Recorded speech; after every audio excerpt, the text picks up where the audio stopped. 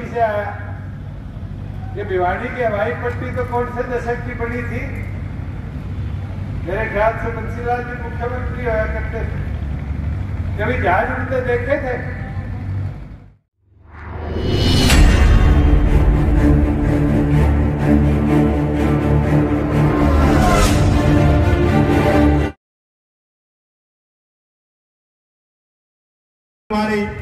तुम्हारी सोच में विकास है, तुम्हारी सोच में विकास है, तुम्हारी सोच में विकास है।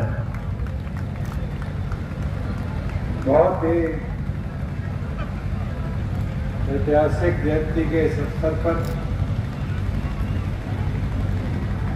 आज गांव तिगड़ाना में वीर शिरोमणि महाराणा प्रताप को नमन करने यहाँ पर मौजूद राजस्थान से पूर्व चेयरमैन देवी सिंह जी शेखावत, पूर्व विधायक शशि परमार जी, भिवाड़ी जिला के हमारे अध्यक्ष जोगिंदर बागनवाड़ा जी,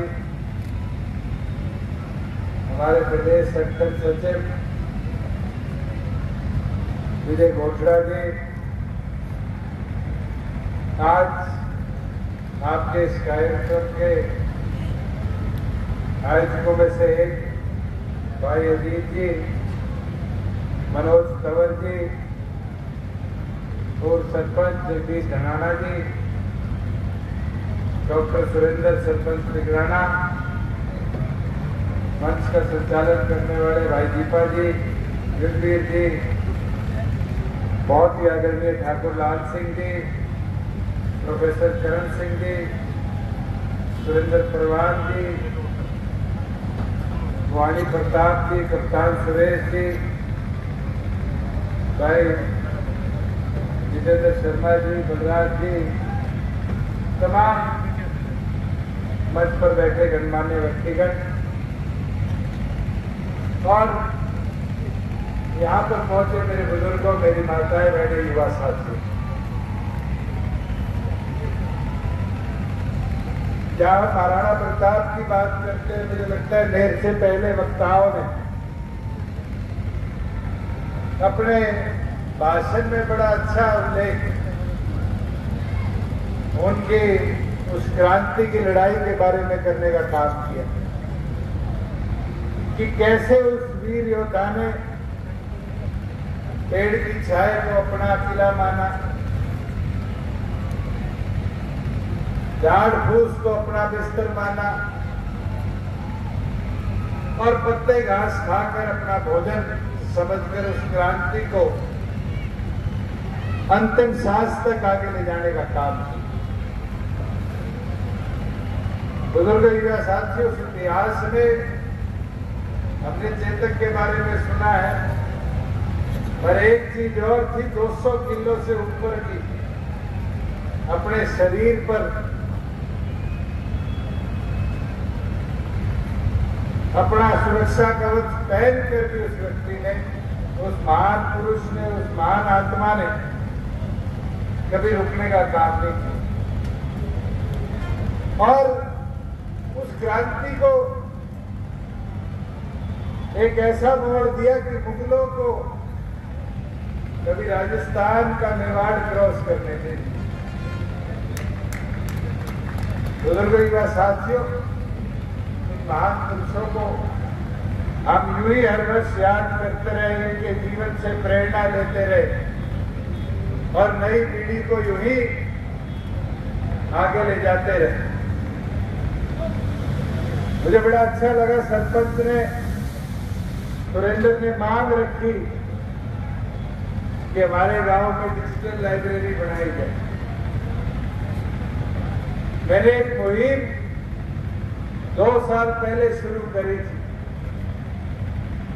कि गांव के अंदर लाइब्रेरी बनाई जाए कि लोगों को किताबों के लिए, कॉम्पिटिटिव एग्जाम के लिए शहरों में ना जाना पड़े। और धीरे धीरे वो मुहिम इतनी सफल हुई कि आज 950 गांव हरियाणा में है जहां डिजिटल लाइब्रेरी निर्माणाधीन है।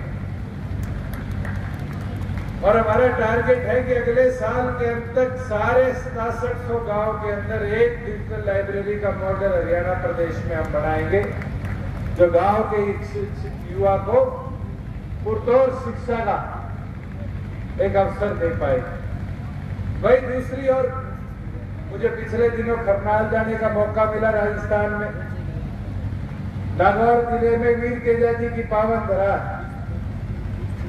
और गांव वालों ने कहा कि आप मंदिर का निर्माण तो करा रहे हैं, हमारे यहाँ लाइब्रेरी की शुरुआत भी करा दो, बच्चे नौकरी लग जाएंगे। तो वहां हमने एक मूवी शुरू करी, वहां एक मुहिम शुरू करी कि जहां देवालय वहां पुस्तकालय, कि हमारे महापुरुष देवी देवता जहां बसते हैं वहां क्यों न पुस्तकालय बनाया जाए। और मैं तो आपके गांव की कमेटी को कहता हूं कि कमरे इतने बने हुए, कहीं और जाने की जरूरत क्या है। 2 कमरे इनमें से मेरे को सौंप दो, उनमें एसी भी लगवाऊंगा, सोलर भी लगवाऊंगा, किताबें भी पहुंचाऊंगा, और ऐसी डिजिटल लाइब्रेरी इस पावन धरा पर, जहां एक देवता या एक महापुरुष नहीं। मैं आया तो मेरे को आते ही बताया कि बाबा पासाराम की ये पावन धरा है, बाबा लटाधारी की ये पावन धरा है, और साथ में फिर शनि महाराज भी बैठे हैं, और महाराणा प्रताप भी यहाँ हमने स्थापित किए हुए। पूरा इस पावन धरा पर लाइब्रेरी का शुरुआत। मैं अभी अजीत से पूछ रहा था, मैं गांव में कुछ चाहिए नहीं चाहिए, सरपंच ने बाद में पड़ी। मैंने कहा अगर गांव वाले जिस जमीन में आज ये टेंट लगाया हुआ है, इस टेंट में रेजोल्यूशन पारित कर देगी यहाँ पर कम्युनिटी सेंटर बनाया जाए, तो मुझे लगता है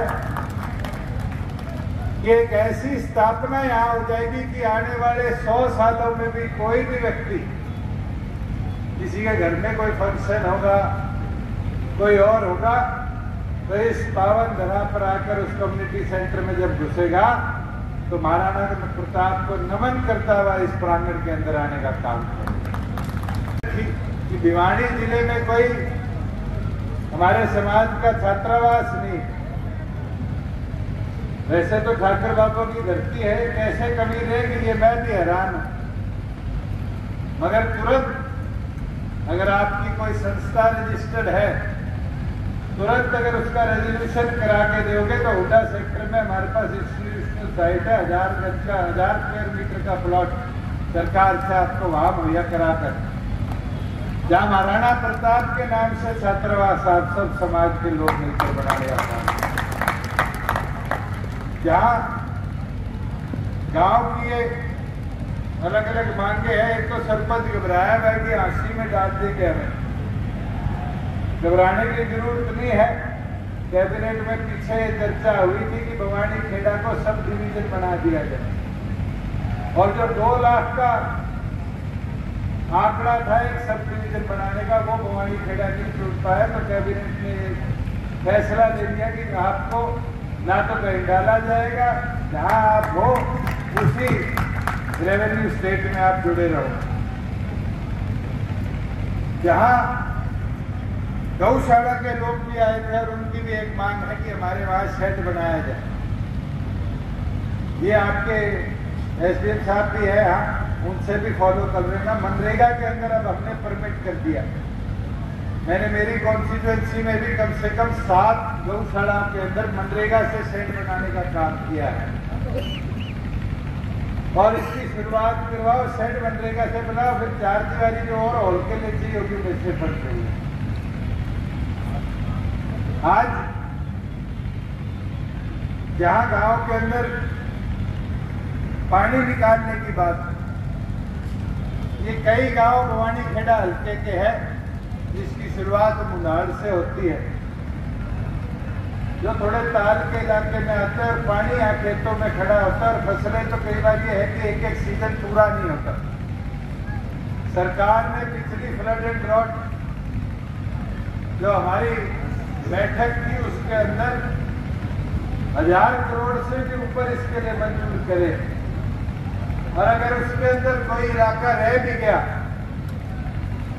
तो मैं तुरंत उसका भी सर्वे करवा देता हूँ। हमारी इस महीने के अंदर अंदर एक बैठक और होनी और कोशिश कर उस बैठक के अंदर जो एडिशनल पंपिंग कोई जूस बोर या इस तरह की व्यवस्था बनानी है, समय अनुसार वो व्यवस्था बनाकर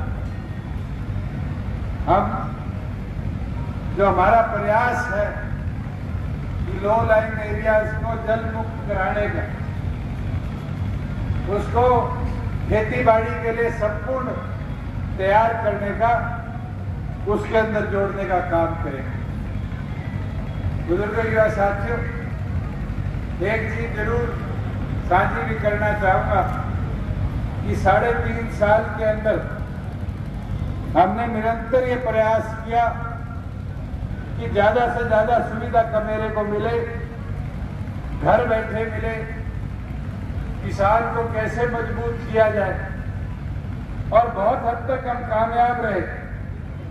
आज मैं आपके बीच में हूं तो खुशी के साथ कह सकता हूं कि पिछले साल से भी 21.5 लाख मेट्रिक टन ज्यादा गेहूं, लगभग 62 लाख मेट्रिक टन गेहूं किसान का हमारे मंडियों में आया, और लगभग 13,000 करोड़ की लागत का गेहूं था। आज एक भी मंडी, एक भी परचेज सेंटर हरियाणा का नहीं है जिसमें अनप्रोक्योर्ड गेहूं कोई बड़ा हो।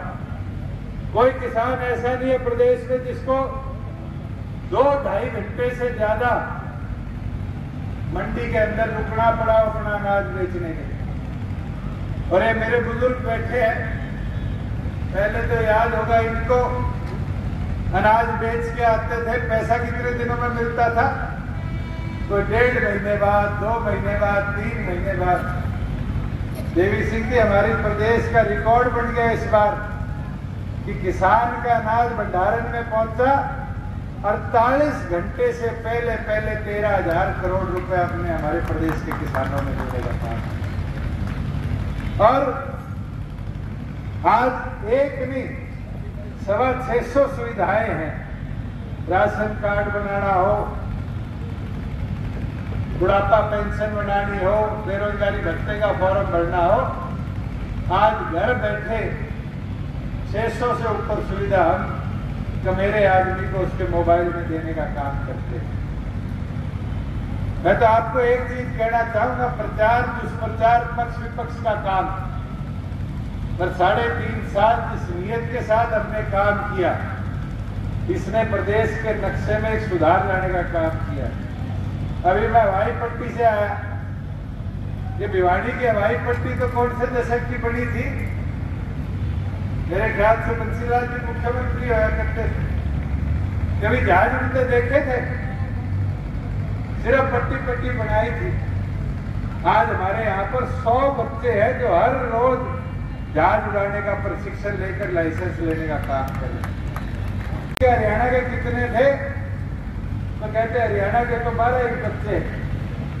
अब 3 महीने के अंदर अंदर हम एक पॉलिसी ला देंगे कि अगर हरियाणा का बच्चा जहाज उड़ाने का लाइसेंस लेने का प्रशिक्षण लेना चाहता है तो अगर 40 लाख रुपए लगते हैं एक बच्चे को पढ़ने के, तो 20 लाख रुपए की गारंटी हरियाणा सरकार देगी कि हमारे यहाँ से ज्यादा पायलट बनकर देश ही नहीं दुनिया भर में देश का नाम रोशन करने का काम करेंगे। बुजुर्गों युवा साथियों, अनेक ऐसी चीज मैं तो आपसे विनती प्रार्थना करता हूं कि आप यूं ही जोश उत्साह के साथ हमारी ताकत बढ़ाने का काम करो, और आपका प्यार स्नेह जैसे मिलता रहेगा, जैसे मजबूती आती रहेगी, वैसे ही प्रदेश को प्रगति के पथ पर और मजबूती से हम ले जाने का काम करेंगे।